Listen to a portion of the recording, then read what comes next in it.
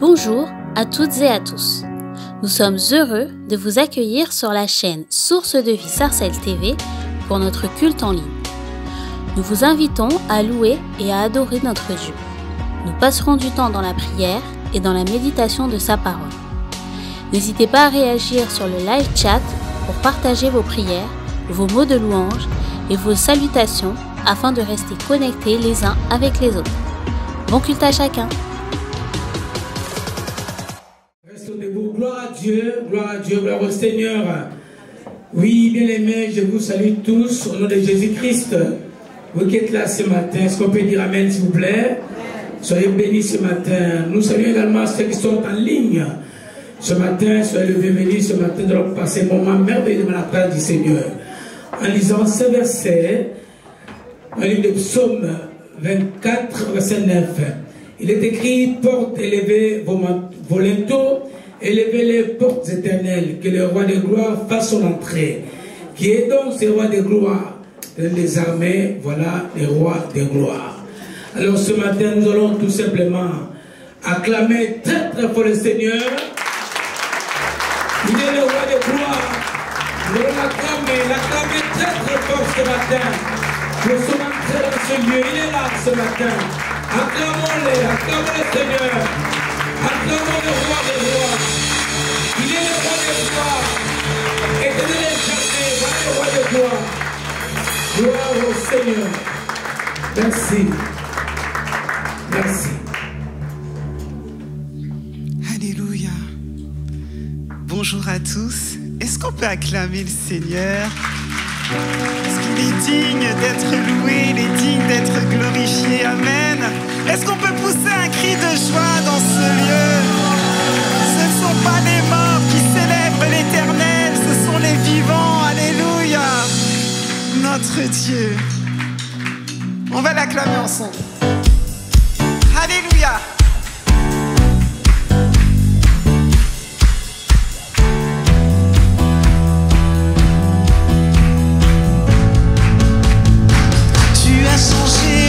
Tu as changé nos mains. Ouvre les yeux par ta main. Ouvre les yeux par ta main.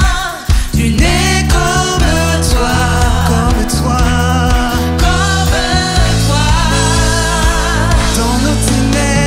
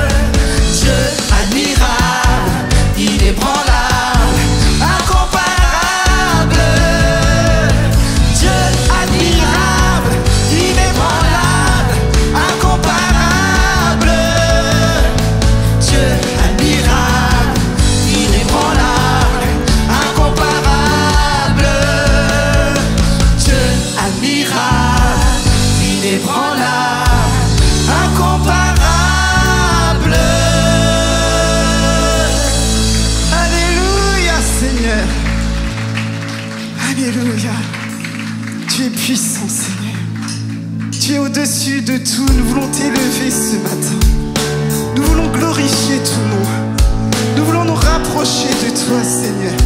Nous savons, Seigneur, que nos vies sont entre tes mains, que tu es au contrôle de toutes choses. Et nous voulons en cet instant nous abandonner entre toutes tes mains, Seigneur. Tu es puissant. Dieu est puissant. Il est juste et grand. Il peut tout accomplir. Plus grand que nos pensées, plus grand que nos désirs. Il a fait de grandes choses. Tu es puissant. Dieu est puissant. Il est juste et grand.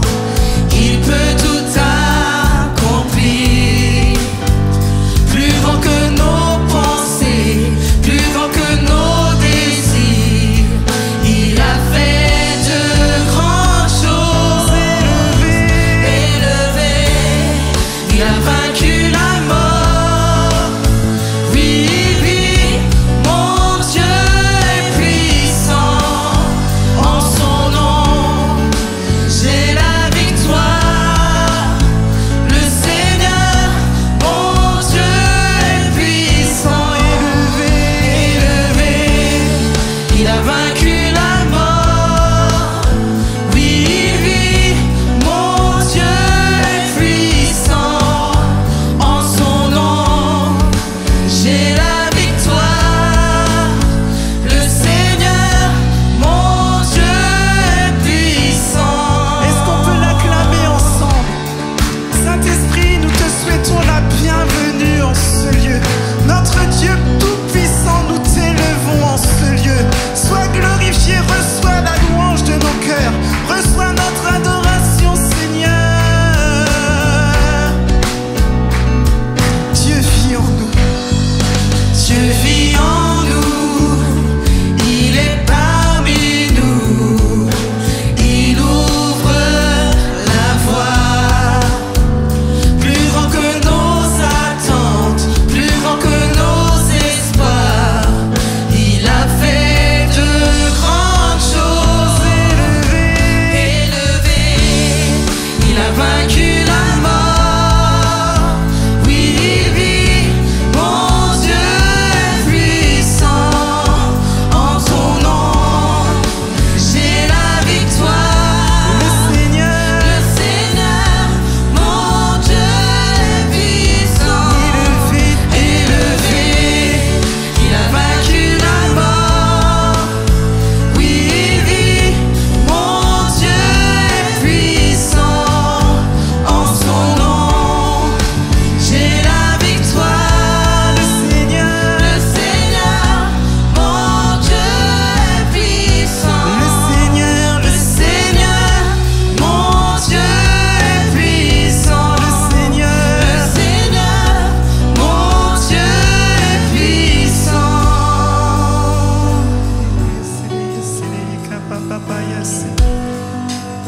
Nous voulons déclarer que tu es puissant dans nos vies, Seigneur. Tu es puissant pour nous relever. Tu es puissant pour nous restaurer, Seigneur. Dieu est ici. Dieu est ici, sa grâce nous conduit, il ne s'éloigne jamais, il ne s'éloigne jamais. Dieu est pour nous, ses bras sont ouverts, il nous tient dans sa main, il nous tient dans sa main. Dieu est ici.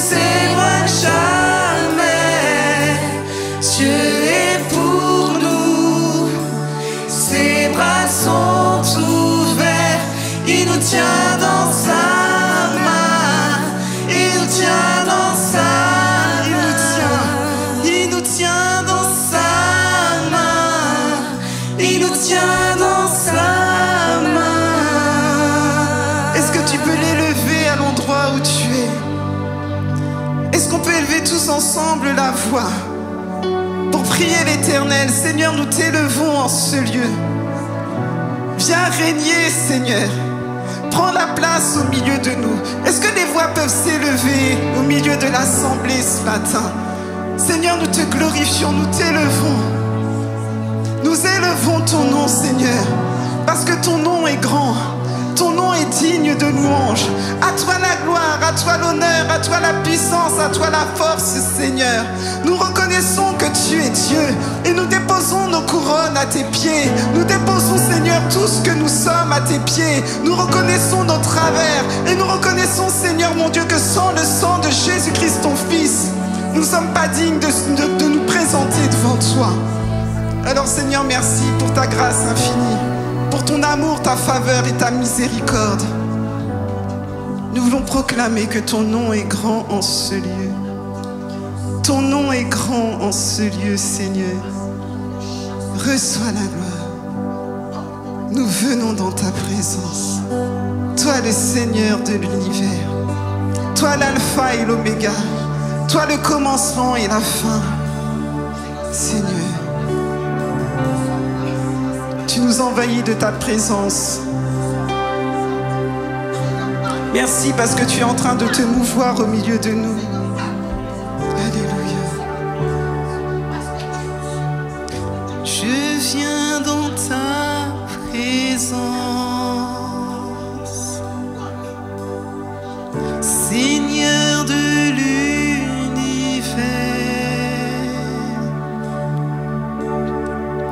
Il y en a plus d'importance. Il y en a plus de valeur. Je viens chercher ton cœur, trouver ta volonté, me tenir prosterné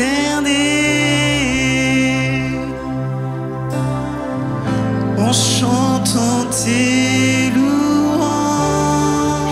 Je viens dans ta présence. Je viens dans ta présence, Seigneur de l'univers. Seigneur de l'univers. Il y en a plus d'importance. Il y en a plus d'importance. Il y en a plus de valeur. Il y en a plus de valeur. Je viens chercher ton cœur, Je viens chercher ton cœur, trouver ta volonté, trouver ta volonté, me tenir prosterné tenir prosterné, en chantant tes louanges. en chantant tes louanges.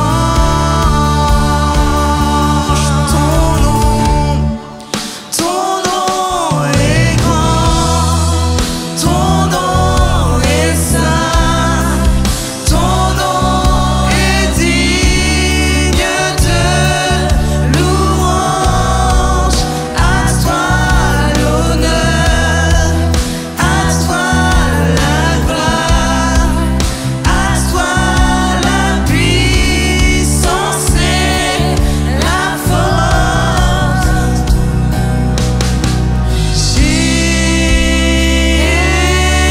Jésus, agneau de Dieu. Je viens dans ta présence, Je viens dans ta présence, déposer mes fardeaux, déposer mes fardeaux, tout ce qui me retient, ce qui me retient, de m'approcher de toi, de m'approcher de toi. tu es mon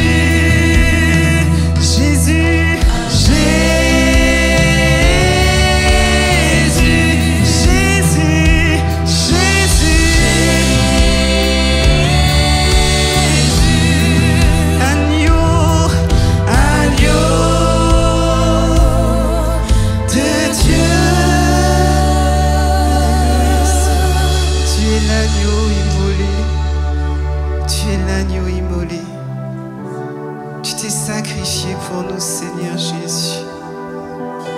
Ton amour, cette puissance, cette présence dans nos vies, Seigneur. Nous voulons te proclamer que nous voulons t'adorer. Alléluia. Reçois la gloire, reçois l'honneur, reçois l'adoration. Alléluia.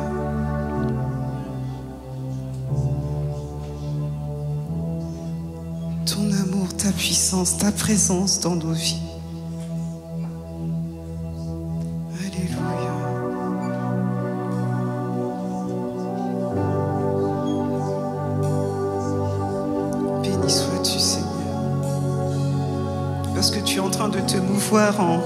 En toute liberté au milieu de nous.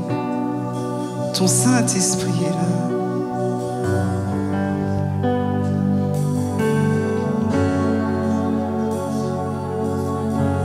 Alléluia, Seigneur. Ton amour, ta puissance, ta présence dans ma vie. Ton amour, ta puissance, ta présence dans ma vie. Ton amour, ta puissance, ta présence dans ma vie. Ton amour, ta puissance, ta présence dans ma vie. Je veux t'adorer de tout mon cœur et je veux t'adorer de toute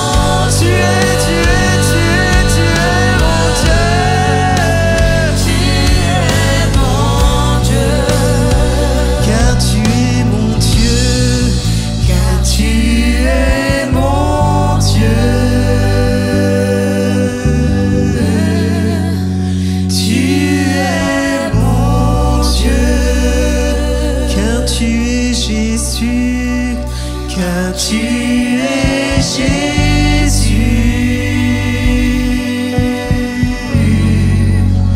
Tu es Jésus. C'était là l'adoration. C'était là l'adoration.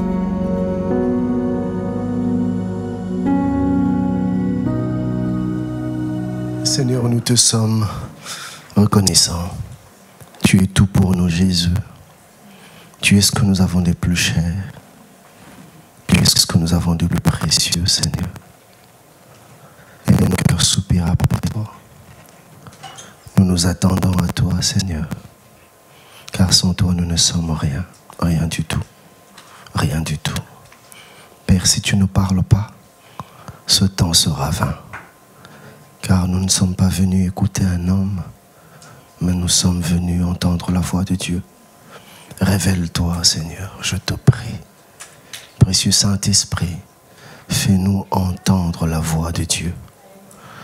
Toi qui te sers de toutes choses, sers-toi de moi, Seigneur. Et révèle-nous ta pensée, révèle-nous ta volonté. Père, pas un mot de plus, pas un mot de moins, mais exactement ce que tu veux nous dire ici. S'il te plaît, nous nous rendons disponibles. Amène-nous où tu veux. Fais de nous ce que tu veux. Ce moment t'appartient. Que l'homme disparaisse et que tu prennes le contrôle. Au nom de Jésus. Amen. Amen. Bonjour tout le monde. Que le nom du Seigneur soit glorifié. Amen. Merci pasteur Jean-Claude.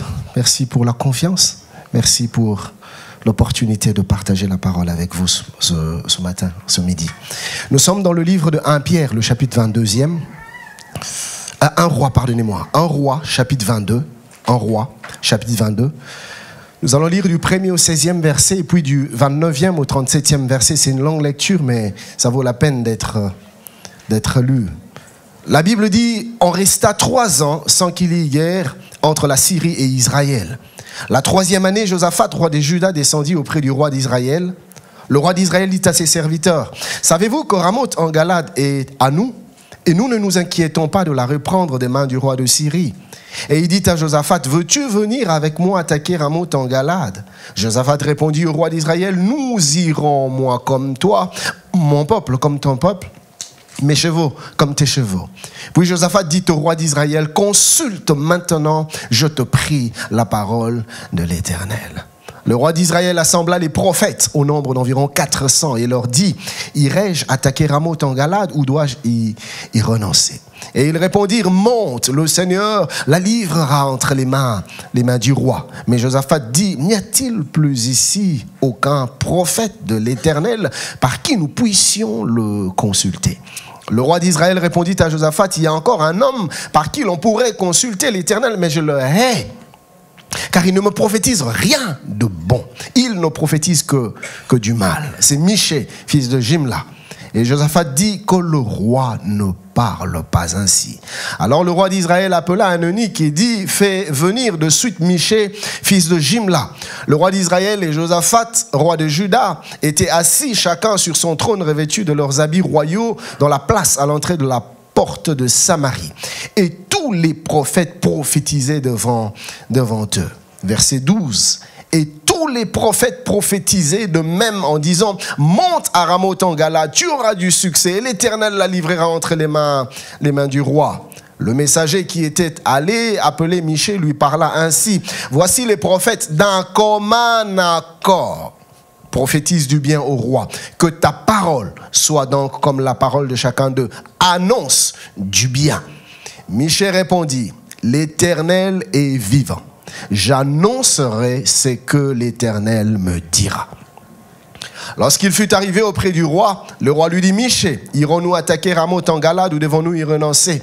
Et il répondit, monte, tu auras du succès et l'Éternel la livrera entre les mains du roi. Et le roi lui dit, combien de fois me faudra-t-il te faire jurer de ne me dire que la vérité au nom de l'Éternel? Verset 29, le roi d'Israël et Josaphat, roi de Juda, montèrent à Ramoth en Galade. Le roi d'Israël dit à Josaphat, je veux me déguiser déguiser pour aller au combat. Mais toi, revêt-toi de tes habits.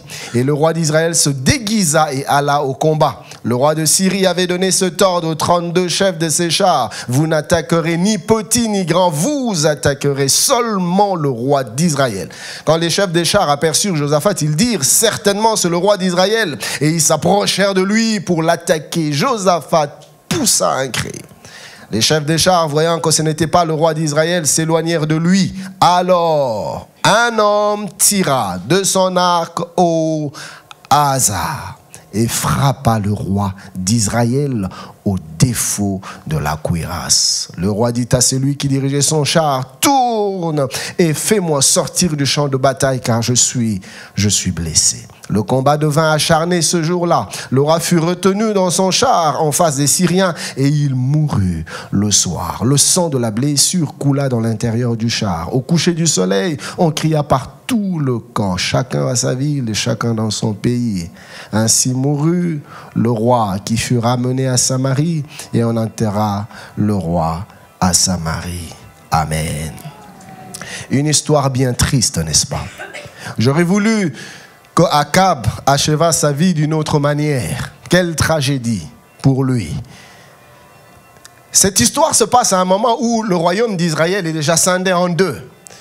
Comme vous pouvez le savoir, après la mort de David, le royaume était encore un. Mais quand David est mort, son fils Salomon a pris le pouvoir, il s'est détourné de Dieu et Dieu lui dit, je vais diviser le royaume en deux. Et c'est ce qui a été fait.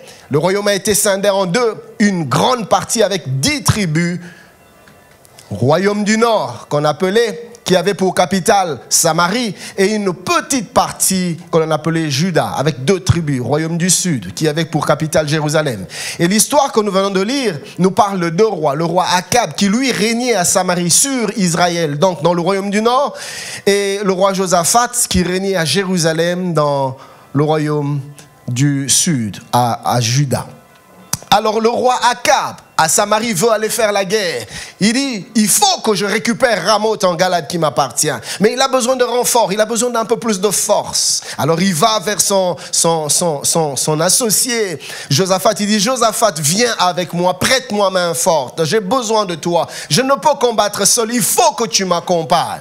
Et Josaphat lui dit, il n'y a aucun problème, je veux marcher avec toi. Mon armée avec ton armée, mes chevaux avec tes chevaux. Je suis de cœur avec toi, mais seulement, est-ce que l'on ne peut pas consulter d'abord l'Éternel? Josaphat veut se rassurer que dans cette entreprise, Dieu est avec nous. Josaphat veut se rassurer plutôt que le Seigneur va nous accompagner dans cette affaire. Josaphat veut chercher la volonté de Dieu. Tout à l'heure, le Seigneur, nous parlant de la part du Seigneur, a dit, consulte l'Éternel. Et c'est exactement ce que Josaphat désire faire. Il veut connaître la pensée de Dieu. Bien-aimé, le Seigneur nous appelle à comprendre, à saisir, à discerner sa pensée et sa volonté à chaque fois que nous voulons nous engager dans une affaire. Écoutez ça, Dieu ne s'investit pas dans une affaire qui n'a pas commencé. Dieu est alpha et oméga, n'est-ce pas? Mais Dieu ne peut être oméga que là où il a été alpha.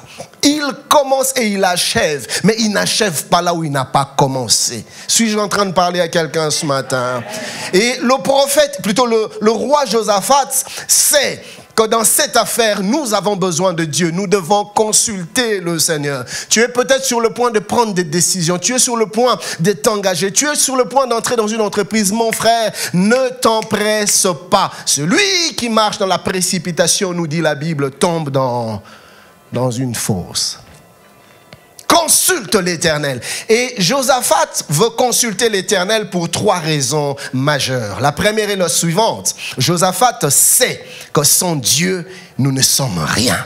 Bien-aimés, c'est que nous avons, c'est que nous sommes. Nous les avons et nous le sommes par Dieu. Ce n'est pas nos capacités, ce n'est pas nos aptitudes, ce n'est pas notre intelligence, frère. C'est Dieu qui nous ouvre les portes. La Bible dit dans les livres Ecclésiastes, le chapitre 9e, le verset 11e, la Bible dit, j'ai vu sous le soleil que la course n'est point aux agiles. Non, c'est pas parce que tu es agile que tu vas remporter la course. La course n'est pas aux agiles, ni la guerre aux vaillants, ni le pain aux sages, ni la richesse aux intelligents, ni la faveur aux savants, car tout dépend pour eux du temps et des circonstances. Or, nous savons que le Dieu que nous servons est le maître des temps et des circonstances. Alléluia. Quand tu trouves grâce à ses yeux, il dispose favorablement les temps, les circonstances, les événements. Suis-je en train de parler à quelqu'un? Et je prie que Dieu dispose toutes choses favorablement à ton égard dans le nom de Jésus. J'aime quand il dit, quand Dieu approuve les voies d'un homme, il dispose favorablement à son égard même ses ennemis. L'apôtre Paul dit, si Dieu est pour nous, qui sera contre nous? Même les ennemis sont capables de travailler en ta faveur dès l'instant que tu trouves grâce aux yeux de Dieu. C'est que nous le sommes par Dieu. Mon frère, regarde-toi et tu te rendras compte qu'il y a plus intelligents que toi, mais qui n'ont pas ce que tu as. Il y a plus équipés, outillés que toi, mais qui ne sont pas ce que tu es devenu. Ma soeur, il y a plus jolis que toi, mais qui ne sont pas mariés. Ça n'a rien à voir avec la beauté physique. Écoutez, je me suis rendu compte d'une chose. Plusieurs femmes venaient me voir parce qu'ils avaient des problèmes de stérilité. Et souvent, quand je posais des questions, mais qu'est-ce que le médecin a dit? Vous voulez que je vous dise la réponse? Les médecins ne voient rien. Tout est normal.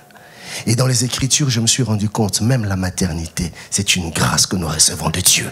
Ce n'est pas parce que tu es en bonne santé. Bien-aimé, tout est une affaire de grâce.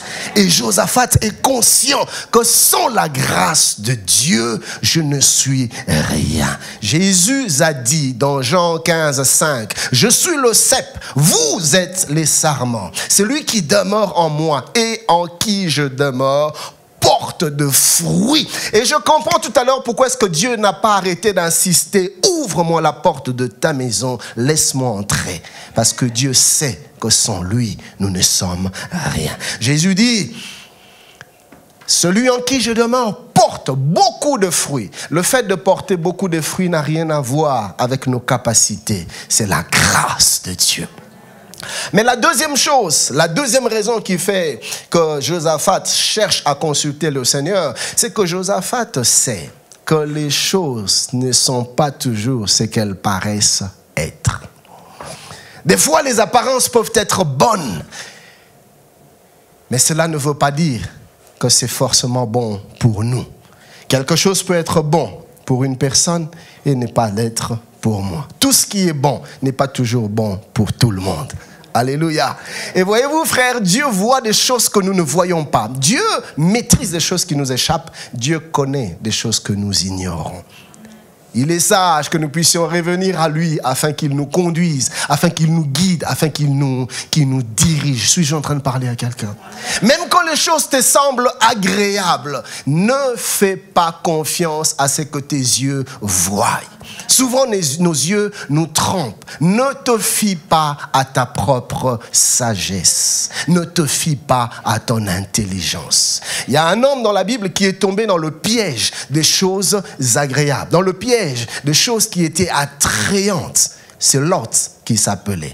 Nous sommes dans Genèse 13. Si vous lisez du 10e au 11e verset, écoutez ce que la Bible dit. C'est un moment où Lot se sépare d'avec Abraham. Et Abraham lui dit, si tu vas à gauche, moi j'irai à droite. Si tu vas à droite, moi j'irai à gauche. Et fais le choix. Et écoutez le verset 10e, Lot, écoutez bien ça, Lot leva les yeux, première chose, et vit, deuxième chose, toute la plaine du jardin qui était entièrement arrosée.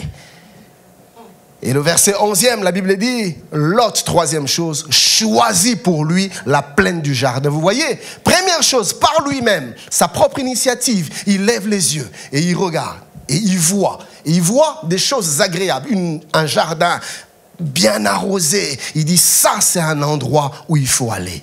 Troisième chose, il décide, il choisit d'y aller. Mais sur quelle base? Sur base des informations que ses yeux lui avaient données. Mais voyez la différence avec Abraham. Nous sommes au verset 14e. l'Éternel dit à Abraham, après que Lot se fut séparé de lui, lève les yeux. Là où Lot prend l'initiative lui-même de lever les yeux. Là où Lot prend l'initiative lui-même, la direction où il va regarder. Là où Lot choisit par lui-même, Abraham attend. Il ne regarde rien, nulle part. Il n'initie rien. Il attend. Dieu voit son cœur et Dieu se révèle. Parce que Dieu se révèle toujours dans la vie de ceux qui savent s'attendre à lui. Dieu lui dit, lève les yeux. Il lève les yeux. La Bible nous dit,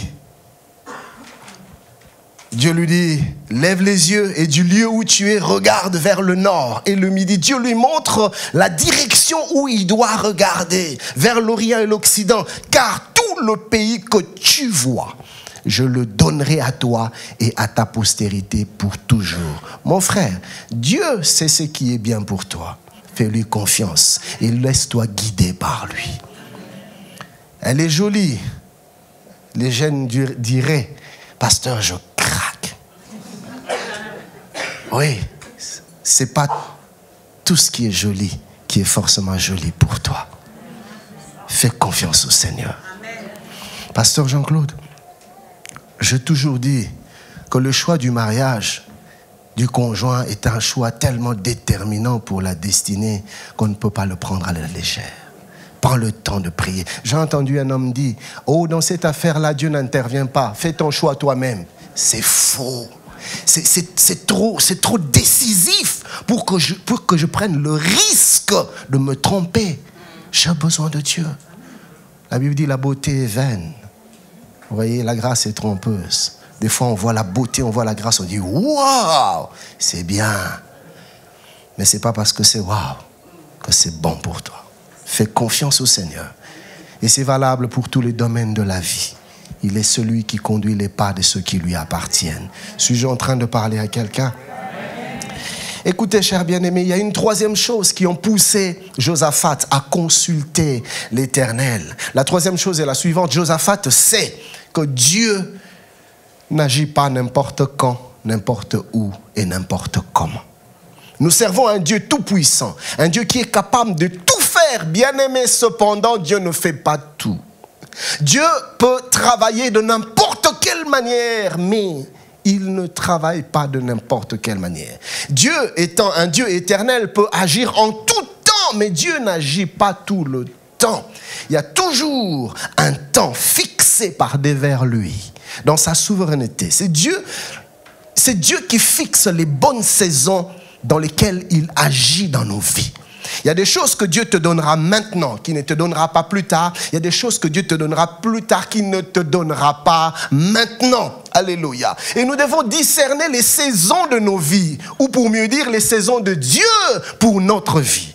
Regardez les enfants d'Israël. Les enfants d'Israël sortent de l'Égypte et dans les déserts, ils évoluent vers Canaan. Et dans les déserts, Dieu ne leur demande pas de bâtir un temple en béton. Pourquoi? Parce qu'ils sont dans une saison où ils doivent traverser. Ce n'est pas encore pour eux le temps de se stabiliser. Et puisqu'il n'y a pas de stabilité, puisque ce n'est pas encore la saison de stabilité, Dieu ne demande pas un temple avec de béton. Dieu demande une tente. Il dit construis, bâtis-moi un tabernacle. Pourquoi? Parce que dans le désert, quand l'esprit bougeait, il devait bouger. Quand l'esprit s'arrêtait, il devait s'arrêter. Et il ne fallait pas qu'il s'encombre, il ne fallait pas que les choses soient compliquées. Quand l'esprit commençait à bouger, il fallait qu'il désinstalle rapidement le tabernacle, qu'ils les emballent rapidement et qu'ils avancent. Et quand l'esprit s'arrêtait, il devait avoir la facilité d'installer le temple de Dieu où le Seigneur devait se révéler à eux. Voyez, qu'est-ce que cela nous enseigne? À chaque saison, ses exigences. Ils arrivent à la terre promise. Là, Dieu ne parle plus du tabernacle. Dieu ne parle plus d'une tente dans la terre promise. Par Salomon, Dieu construit un temple pour sa gloire. Par Salomon. Un temple somptueux. Pourquoi? Parce que c'était la saison du temple somptueux. Mais dans les déserts, c'était la saison du tabernacle. Dans quelle saison de ta vie es-tu? Quelles sont les choses que tu dois faire maintenant? quelles sont des choses que tu ne dois pas faire maintenant.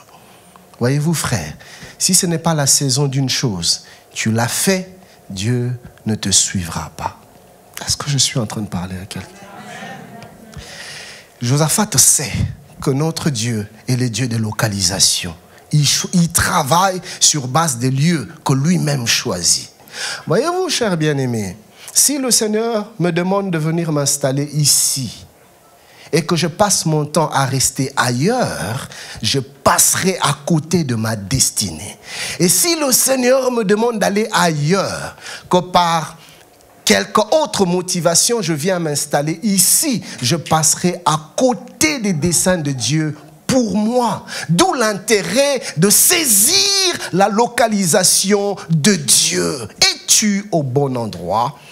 Vous voyez, frère, Dieu parle à son serviteur, le prophète Élie. Il dit à Élie, va à Kéritz. Là, j'y ai ordonné aux corbeaux de te nourrir. Le matin, ils t'apporteront le pain et la viande. Le soir, ils t'apporteront le pain et la viande. Et tu vas t'abreuver avec l'eau du torrent. Mais toutes ces choses vont se passer à Kéritz. Aussi longtemps que tu n'es pas à Kéritz, Dieu dans sa fidélité va envoyer des corbeaux avec la provision de ta destinée. Mais toi, tu mourras de faim. Pourquoi? Parce que tu n'as pas discerné le lieu où Dieu t'attend. Suis-je en train de parler à quelqu'un? Et c'est comme ça que bien souvent nous traitons Dieu d'infidèle. Bien-aimé, j'aime dire, le fait de détenir les promesses de Dieu ne sont pas une garantie de leur accomplissement. Tu peux avoir les promesses de Dieu, mais il y a toujours un lieu où Dieu accomplit ses promesses. Lisez Genèse 12, les 2 premiers versets.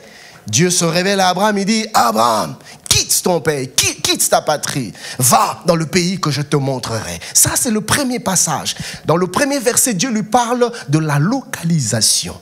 Et c'est seulement au 2e passage, au 2e verset, que Dieu se met à lui dire ce qu'il était sur le point de faire avec lui. Il dit, je te bénirai, je rendrai ton nom grand, je ferai de toi une source de bénédiction. Et un peu plus loin, il lui dit, toutes les familles de la terre seront bénies par toi. Mais tout ça, il y a un endroit où j'ai prévu de l'accomplir. Et avant qu'il lui parle de choses qu'il va faire, il commence par lui parler du lieu où il doit être. Je prie que le Seigneur te donne le discernement de saisir le lieu de Dieu. Le lieu de Dieu, ça peut être un travail. Le lieu de Dieu, ça peut être une entreprise. Le lieu de Dieu, ça peut être tout, ça peut être n'importe quoi. Le lieu de Dieu, c'est là où Dieu veut que tu ailles. Alléluia. Que le Seigneur conduise tes pas. Et c'est comme ça qu'en Israël, il y avait ce que l'on appelait les fils d'Issachar. Nous sommes ici dans 1 Chronique 12, 32. Les enfants, les fils d'Issachar, la Bible dit qu'ils avaient l'intelligence des temps. Ils avaient l'intelligence des saisons. Pourquoi? Pour savoir ce qu'Israël devait faire. Alléluia. On ne fait pas tout n'importe quand, on ne fait pas tout n'importe comment. On a besoin de l'intelligence des temps, l'intelligence des saisons, le discernement. Et je prie que le Seigneur nous l'accorde dans le nom de Jésus-Christ. Alléluia. Et ce qui est merveilleux pour nous, c'est que nous avons un Dieu fidèle. Alléluia. Il nous a fait la promesse dans Jérémie 33, 3. Il a dit, invoque-moi, je te répondrai et je t'annoncerai des choses cachées que tu ne connais pas. Tu ne connais pas la manière de Dieu d'agir, invoque-moi, je te montrerai. Tu ne connais pas le lieu de Dieu, invoque-moi, je te répondrai. Tu ne connais pas la saison de Dieu, invoque-moi, je te répondrai. Dieu veut se révéler à quelqu'un selon les desseins de son cœur. Alléluia. Et dans Ésaïe 30, 21, le prophète dit, tes oreilles entendront derrière toi la voix qui te dira, voici le chemin, marche-y, car vous iriez à droite ou vous iriez à gauche. J'aime la version Semeur qui dit, alors tu entendras dire derrière toi, c'est ici le chemin, suis-le, là va à droite, là va à gauche. Le Seigneur conduit les pas de ceux qui lui appartiennent. Josaphat, connaissant toutes ces choses, ne veut pas prendre des risques d'aller sans Dieu. Il dit, Akab, consultons l'Éternel. Et Akab appelle ses prophètes. Ils étaient au nombre de 400. Impressionnant. Et les prophètes sont venus. Je ne sais pas à peu près à combien on est ici, mais imaginez une foule de 400 400 prophètes en train de parler de la part de Dieu, les uns après les autres. Akab, vas-y, Dieu est avec toi, tu auras la victoire. Un autre qui vient avec le même discours, un troisième, un dixième, un trentième, un centième. Et finalement, ils avaient tous le même langage, tous la même prophétie. Ils disaient tous du bien au roi Akab. Vas-y, et le Seigneur sera avec toi. Mais voyez-vous, chers bien-aimés, ne t'arrête pas seulement à écouter les gens qui te disent ce que tu as envie d'entendre. Apprends aussi à écouter ceux qui te disent la vérité même quand cela te blesse. Ils prophétisaient, mais ils étaient tous dans le faux. Les prophètes étaient au nombre de 400, mais ils étaient tous dans le faux. J'ai envie de dire quelque chose à quelqu'un en ce jour. Le nombre, frère, ne veut rien dire. Dieu n'a jamais été impressionné par le nombre. Alléluia. C'est pas parce que plusieurs personnes te disent la même chose que cela est forcément dans la pensée de Dieu. Ce n'est pas parce que tout le monde fait la même chose que Dieu est d'accord avec cela. Certains ont dit la voix du peuple, c'est la voix de Dieu. Vous connaissez l'adage en latin, vox populus vox Dei. Mais ça, ce n'est pas la pensée de Dieu. Tout le monde peut dire la même chose, mais Dieu aussi peut dire autre chose. Et nous tombons dans le piège de vouloir plaire aux gens. Non, mais pasteur, tout le monde veut que je fasse ça. Mais pasteur, tout le monde veut que j'aille dans une telle direction. Oui, tout le monde veut. Mais est-ce ce que Dieu veut pour toi? Alléluia. J'ai entendu des gens avoir peur et tomber dans des erreurs. Pourquoi? Mais pasteur, je ne veux pas décevoir. Je ne veux pas décevoir celui-ci. Je ne veux pas décevoir mes amis. Je ne veux pas décevoir ma famille. Je ne veux pas décevoir. Ok, au même moment, tu refuses de décevoir les hommes, mais tu es prêt à décevoir Dieu. Dieu ne cherche pas le grand nombre. Dieu cherche des hommes fidèles. Alléluia. Celui qui est pour moi comme mon père spirituel, l'apôtre Dallo, un jour disait ceci. L'unanimité est une grande preuve de l'immaturité. C'est quand on est encore immature, spirituellement, qu'on veut faire l'unanimité, qu'on veut avoir tout le monde derrière soi. On veut avoir l'approbation de tout le monde. On veut que tout le monde soit d'accord.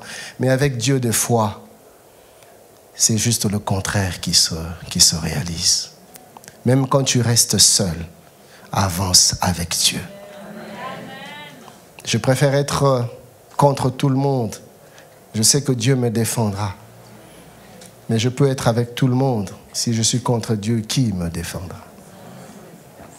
Voyez-vous, frère, Akab est tombé dans deux pièges. Le premier piège dans lequel Akab est tombé, c'était le piège du grand nombre.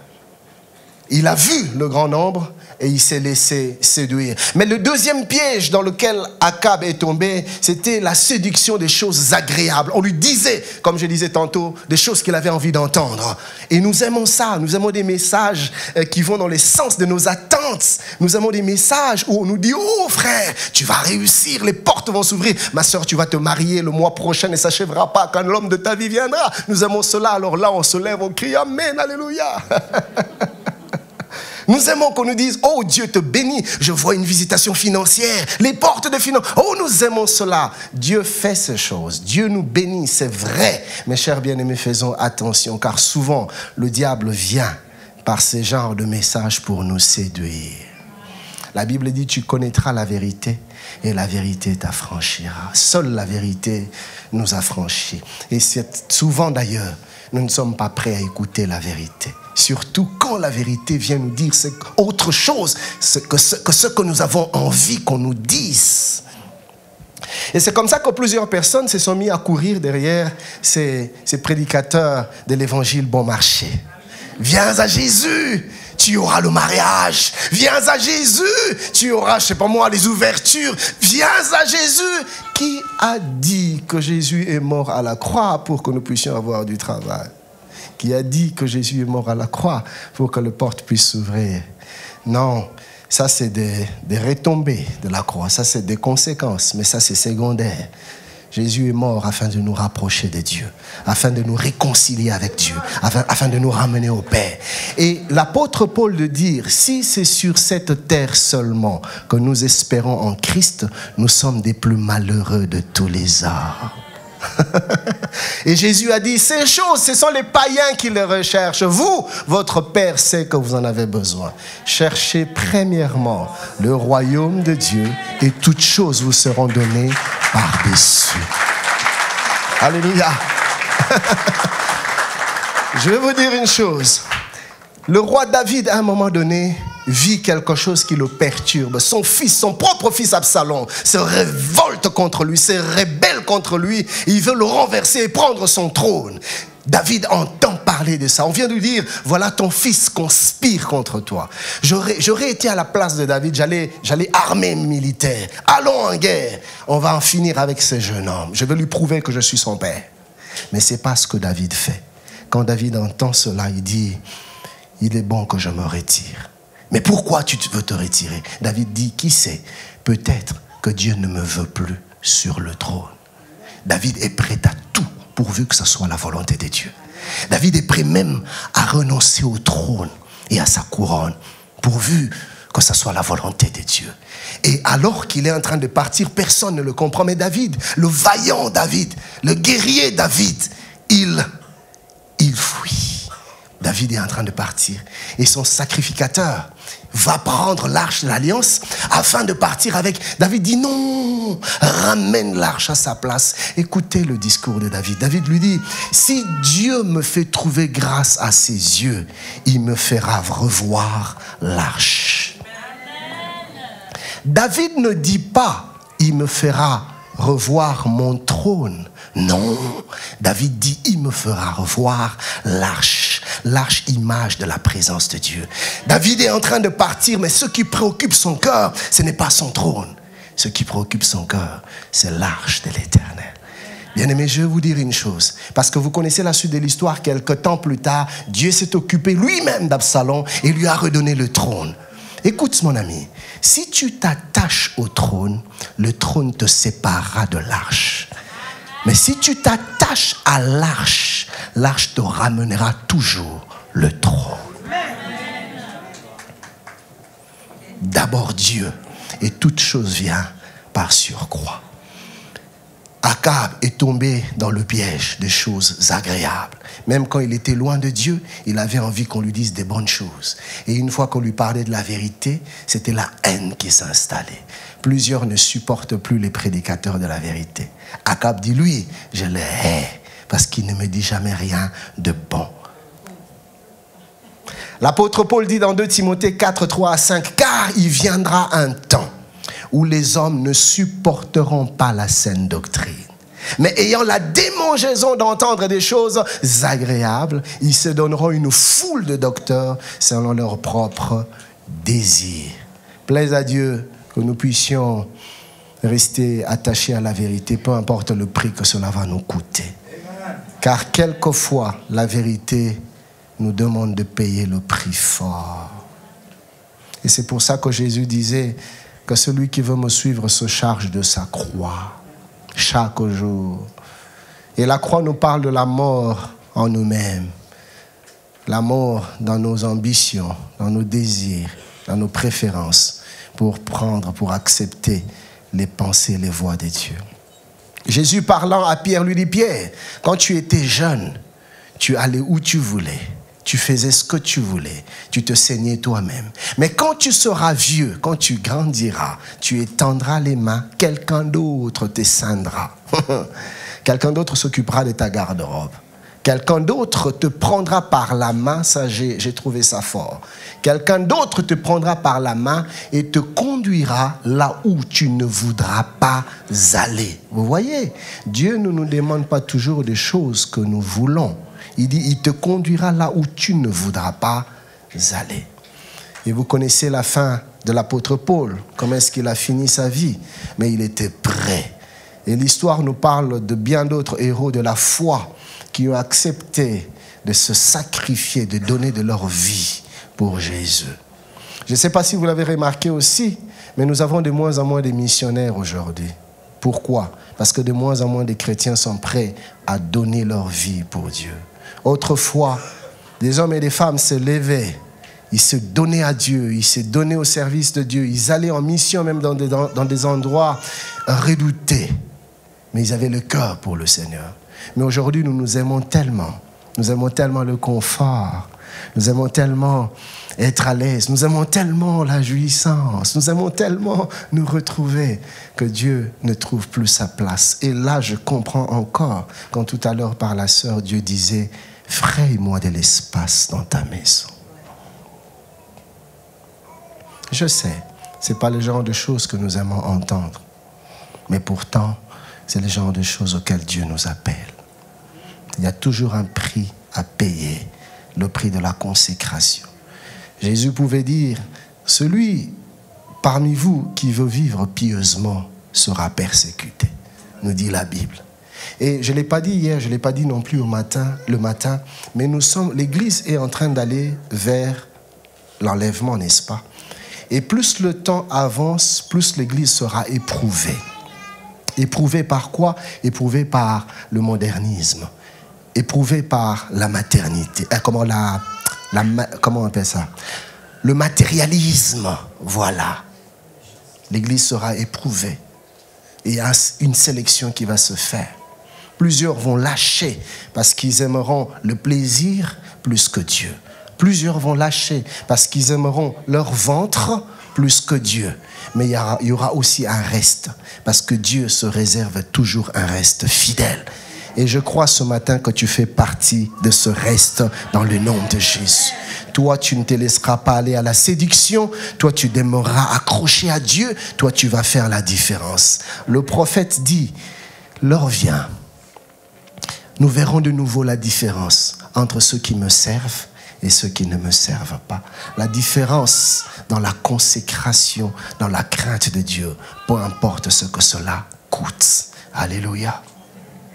Akab n'était pas prêt à écouter la vérité parce que son cœur n'était pas disposé à se soumettre à la vérité. Et pourtant, ce n'est pas la vérité qu'il ignorait. Il connaissait la vérité.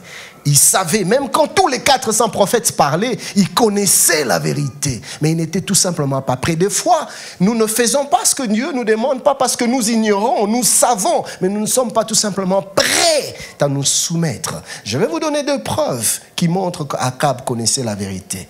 Quand finalement Michée vient, Michée lui dit, « Oh Akab, monte, vas-y, tu auras la victoire, Dieu sera avec toi. » Akab l'arrête, il dit, « Michée, combien de fois me faudra-t-il te faire jurer de ne me dire que la vérité au nom de l'Éternel? » Ah, Michée, Akab plutôt, tu connais donc où se trouve la vérité, puisque quand je t'ai dit le mensonge, tu as su que je mentais.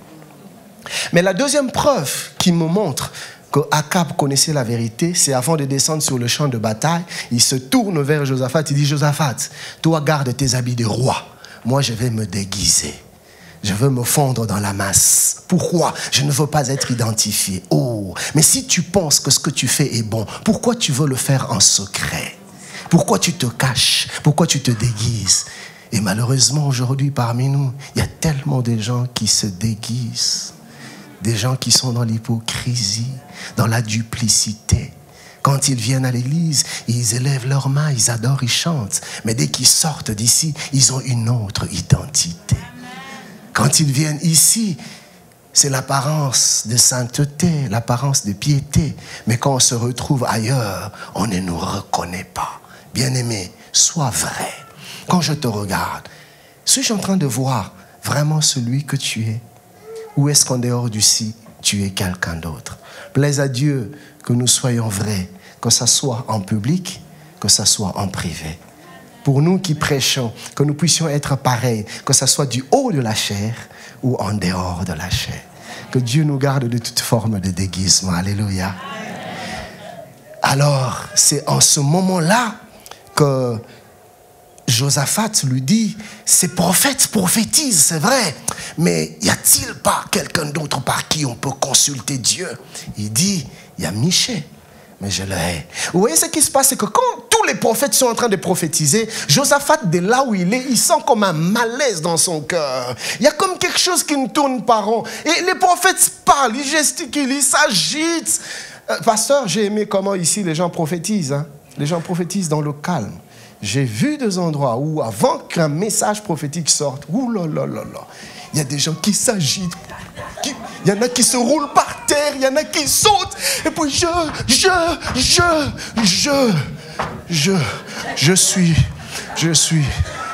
je suis au milieu de vous. Oh frère, on sait que Dieu est au milieu de nous.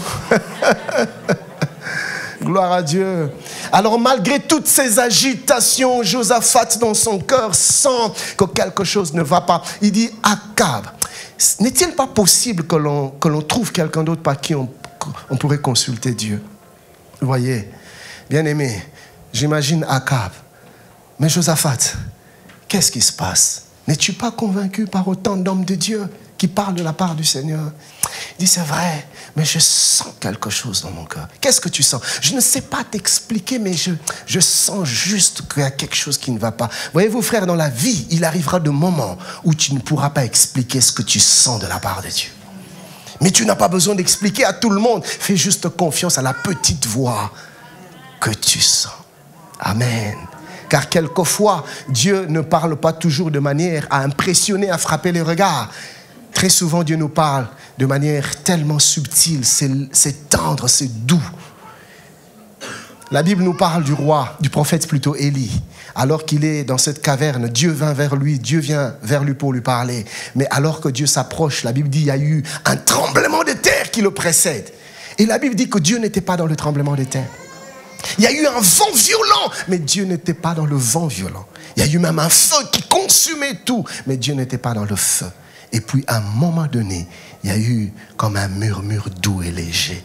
Là, Élie s'est couvert la tête parce qu'il a compris que maintenant, c'était Dieu. Pourquoi? La sensibilité spirituelle. Même dans les murmures doux, on sait reconnaître Dieu. Alléluia. Je prie que Dieu nous donne cette sensibilité. Et voilà qu'Akab décide d'aller en guerre et il descend sur le champ de bataille et il se met à combattre. Avec son épée dans la main, il combat. Et il tue même, il avance. Akab combat, il tue, il coupe les têtes et il avance. Akab, et pendant ce moment, alors qu'il est en train d'avancer, certainement qu'Akab se dit, ouh, mais c'est en train de marcher. Mais ça fonctionne. Mais j'ai réussi. Mais j'ai voulu. Mais qu'est-ce que Michée avait dit? Mais j'avance quand même. Mon frère, ce n'est pas parce que Dieu te laisse avancer qu'il est avec toi. Ce n'est pas parce que Dieu est silencieux qu'il t'approuve. Du reste, le silence de Dieu ne veut pas dire l'approbation de Dieu. Dieu, quand il est silencieux, quand il est patient, c'est parce qu'il t'accorde du temps. Malheureusement, Akab n'a pas su discerner le temps de Dieu. Il n'a pas su discerner la patience de Dieu. Il s'est entêté, il s'est obstiné. Et c'est en ce moment-là qu'un homme a tiré son arc et a lancé une flèche par hasard. Il n'avait pas de cible. Tous les autres qui avaient des cibles les rataient parce que Akab s'était caché. Mais celui qui n'avait pas de cible a lancé juste une flèche par hasard. Et Dieu a repéré la flèche qui n'avait pas de cible. Il a saisi et il a donné une cible à la flèche qui manquait des cibles. Mon ami, si tu penses que ta vie n'a aucun sens, donne-la entre les mains du Seigneur. Il donnera un sens, même à la vie qui n'a pas de sens. Dieu s'est mis à diriger la flèche. Quand Akab allait à gauche, Dieu bougeait la flèche à gauche. Quand Akab allait à droite, Dieu bougeait la flèche à droite. Et la Bible nous dit qu'il y avait un défaut au niveau de la cuirasse d'Akab. Un vide, un trou, une brèche. Et Dieu a vu la brèche que personne ne pouvait voir. Déjà qu'il a vu celui que personne ne pouvait voir. Et deuxièmement, il a vu la brèche que personne ne pouvait voir. Et la flèche l'a atteint juste là où l'armure avait laissé un espace. Bien-aimé, alors qu'Akab avançait, la flèche aussi avançait. Alors qu'il évoluait, la flèche aussi évoluait. Il a bafoué la grâce de Dieu. Il n'a pas compris que le temps que Dieu lui a accordé, c'est parce que Dieu lui faisait confiance. Dieu te fait confiance. Voilà pourquoi il ne t'expose pas. Ce n'est pas parce qu'il ne voit pas. C'est dans son amour qu'il te donne le temps. Il croit que ce matin encore, tu vas écouter et tu vas t'arrêter. Malheureusement pour Akab, il n'a pas écouté le langage de Dieu. Et la flèche l'a touché.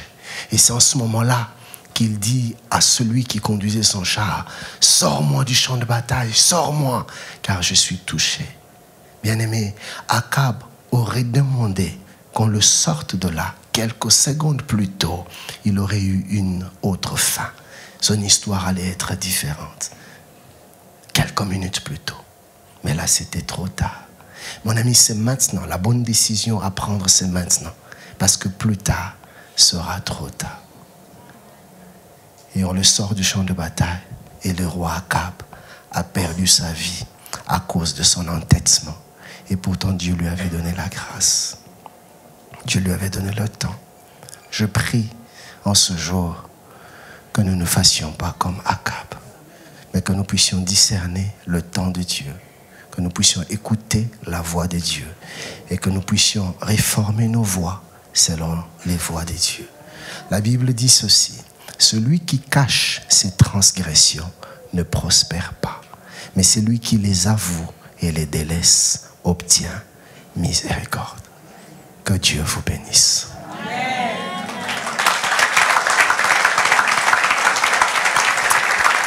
J'aimerais que nous puissions prendre 2-3 minutes ou même 2-3 secondes en prière. Je vais lancer un appel. Pendant que je parlais, l'Esprit parlait à ton cœur. Et tu t'es rendu compte que tu avais besoin de plus de discernement afin de saisir les voies de Dieu, afin de saisir les temps de Dieu, afin de saisir les méthodes de Dieu. Et ce matin, tu veux dire, pasteur, prie pour moi. Je veux devenir plus sensible spirituellement. Tu vas te lever. Et le deuxième appel que je vais faire, peut-être que ce matin, tu es en train de dire, pasteur, je sais, un peu comme Akab, que je ne suis pas dans la pensée de Dieu. Mais je n'ai pas de force pour revenir à ce que Dieu me demande de faire. Prie pour moi. Lève-toi, je vais prier pour toi. Et troisièmement, peut-être que ce matin, tu veux dire, pasteur, je suis debout dans la foi, mais je ne veux pas, avec toute la séduction qui est en ce temps de la fin, m'éloigner de Dieu. Prie pour moi, afin qu'à jamais Dieu me garde fidèle à lui. Si tu te retrouves dans un de ces appels, lève-toi et nous allons prier ensemble. Que Dieu te bénisse. Lève-toi, lève-toi. Alléluia. Lève-toi. Et alors que tu es debout, mets-toi à parler à Dieu. Seigneur, pardonne-moi, s'il te plaît. Pardonne-moi, Seigneur. En ce jour, je reviens à toi. Je reviens sur le droit chemin. Seigneur, je refuse de m'entêter. Je refuse de me perdre. Père bien-aimé, je t'écoute. Mon Dieu, je reviens. Oui, mon ami, parle à Dieu. Parle à Dieu. Selon ce qu'il y a dans ton cœur. Selon le fardeau de ton cœur. Parle à Dieu. Il est celui qui écoute la prière. Il est celui qui pardonne. Il est celui qui relève, qui restaure. Il est celui qui montre le chemin. Il est celui qui montre la voie. Lui qui nous parle par amour. Oui, parle-lui ce matin. Alléluia. Merci Seigneur. Merci, ô Dieu, toi qui réponds à nos prières. Merci Seigneur. Oui, bien-aimé, parle avec ton cœur, car Dieu exauce la prière du cœur. Ne fais pas semblant de prier, prie vraiment avec ton cœur, car Dieu entend cette prière sincère. Oui, Jésus, nous nous tournons vers toi, Seigneur. Étends ta main, affermis nos pas, ramène-nous sur le droit chemin, préserve-nous de la séduction, préserve-nous de la corruption, garde-nous dans la crainte de toi, garde-nous dans la sainteté. Bientôt la trompette va sonner, bientôt tu reviens chercher ton église. Mon Dieu, je veux être prêt, Seigneur, afin d'entendre le son de la trompette. S'il te plaît, Père, c'est notre prière. C'est notre prière. La prière de mon frère, la prière de ma soeur, ma prière. S'il te plaît, exauce-nous et rends-nous forts par le Saint-Esprit au nom de Jésus-Christ. Amen. Je peux appeler le pasteur Ken, s'il vous plaît, pour une prière finale pour le peuple de Dieu. Bien, mettons debout, s'il vous plaît. Le pasteur Ken va prier pour nous. Il va nous bénir. Il va bénir également l'église. Gloire au Seigneur. Père, nous voulons te rendre grâce pour le temps que tu nous as accordé dans ta présence. Merci pour la manière avec laquelle tu nous as conduits du début à la fin de ce service. Merci pour ton esprit, pour ton onction, pour ta présence. Et merci pour ta parole que tu as semée dans nos cœurs et dans nos vies. Nous prions qu'elle porte de fruits qui vont demeurer jusque dans la vie éternelle. Père, alors que nous sommes en train de quitter cet endroit, nous nous recommandons à toi et à ta grâce. Que ta protection et ta sécurité soient notre partage. Et cette semaine qui s'ouvre, Père, nous te la dédions, nous te la confions. Que cela soit pour nous une semaine de paix, une semaine de victoire, une semaine de gloire. Garde-nous fidèles à toi et élève ton nom dans nos vies, Seigneur. Au nom de Jésus, nous avons prié. Amen. Amen. Que le bonheur et la grâce vous accompagnent au nom de Jésus-Christ. Merci, merci, merci, merci. C'est ainsi que notre culte en ligne se termine. Nous sommes très heureux de vous compter parmi nos participants. Nous vous rappelons que vous pouvez participer à nos réunions à l'église évangélique Source de Vie de Sarcelles, au 24 rue Marius Delpech 95 200 Sarcelles.